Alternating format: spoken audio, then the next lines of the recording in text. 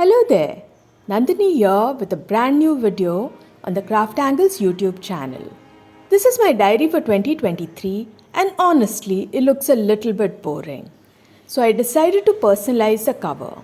I got this idea after watching a video by Khyati Kothari, the owner of Craft Angles, where she demonstrated all the wonderful ways to use the transfer sheets. These are image transfer sheets with really gorgeous images. I had a great time experimenting with lots of mixed media supplies and I'm very happy with my new upcycled diary. So let's get started.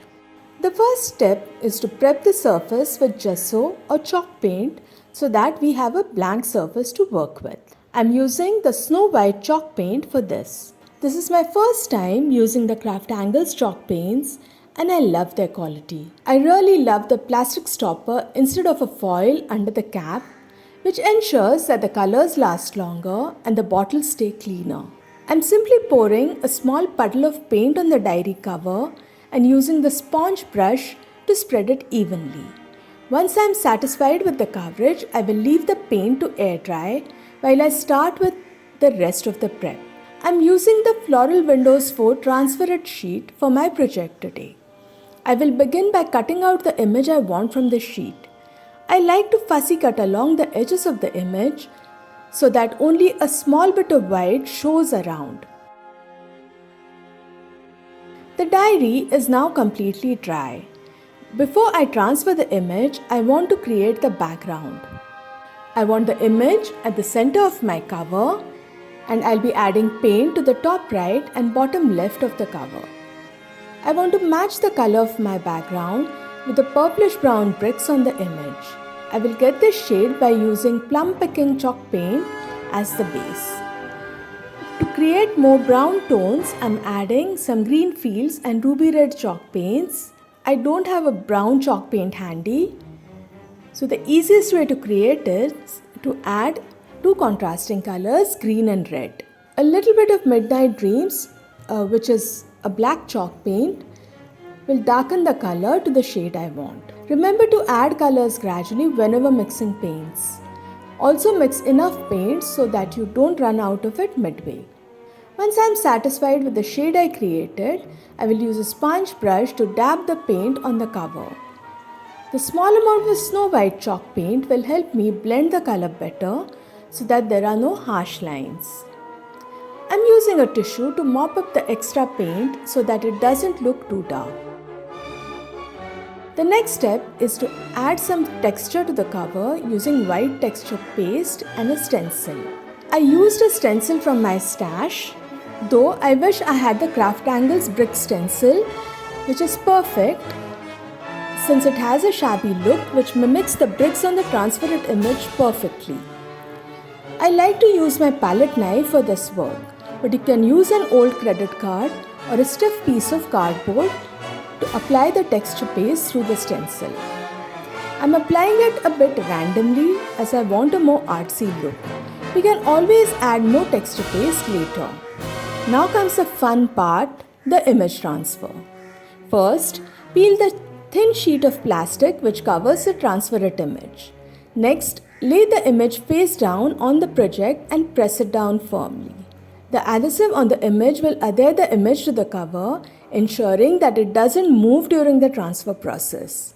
For the actual transfer of the image, I will begin from the center of the image and go towards the side, pressing down gently but firmly with a damp sponge. I have a bowl of water handy and keep dipping the sponge in this so that my sponge doesn't dry out. This process takes some time and patience as it must be done slowly to avoid any damage to the image being transferred. Keep doing it till the backing paper is soaked through and turns translucent. At some point, you will feel the backing paper peeling off. Gently remove it from the cover using the damp sponge to loosen any stubborn bits.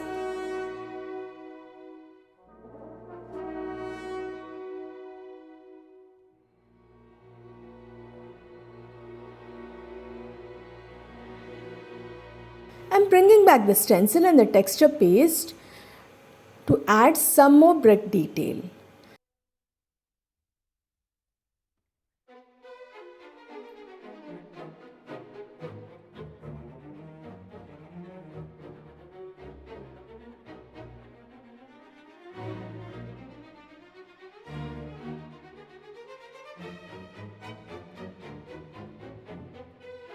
Once I am satisfied with my look, I will set the diary aside to dry completely. I used the oval ornamental frame dies to die cut 6 pieces out of white cardstock. The die comes in 2 parts, the ornamental frame and the oval die. Here is a small trick to make sure that all the die cuts are identical. I aligned the dies carefully and used washi tape to hold them together. The tape ensured that the 2 dies did not move while die cutting, and I got die cuts that I can now stack and create a thick frame. For the chipboard leaves, I colored them using snow white chalk paint tinted with evergreen and poison ivy liquid watercolors. These watercolors are intensely pigmented and just a tiny drop goes a long way. Once the coloring is done, I will let them air dry.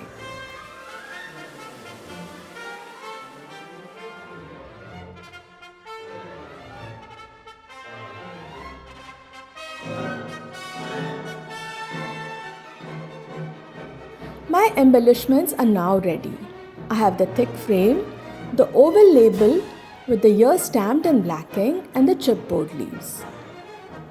Before I do the final assembly, I want to add some more texture to the white areas as well as the leaves.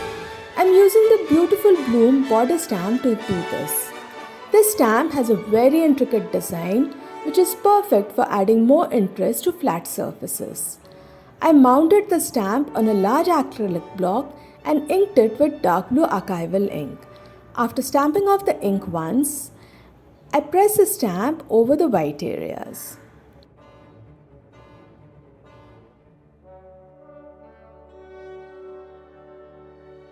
I will also press the chipboard leaves over the stamp to get some added texture on them. While the ink dries, I will glue the ornate frame on the cover with liquid glue.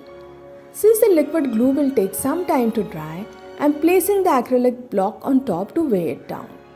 I am adding the leaves next in the top left corner. They add some dimension to the project, balancing the frame. I have tried to keep the number of dimensional elements at a minimum as I use this diary every day and usually carry it around in my purse. I don't want to take a chance of bits falling off later.